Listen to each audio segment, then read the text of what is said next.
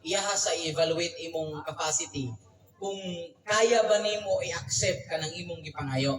Kanang iyang tanawon pud ang imong capability. Kung ihatag ni nako kanimo, basig di ay mapahama ka or makahatag nimo kayon or kadaot ba. So manang usahay magkuha ng tab efficient lang sa ato ang mga gipangayo. Ihatag ra gyapon na sa Ginoo. Kay if sama sa akong ingon, kung ikaw siguro pud ikaw siguro tanong sa kung ikaw ang Ginoo maglibog pud ka. Kay namay mo ingon nga Lord, mo naman ang mananagat.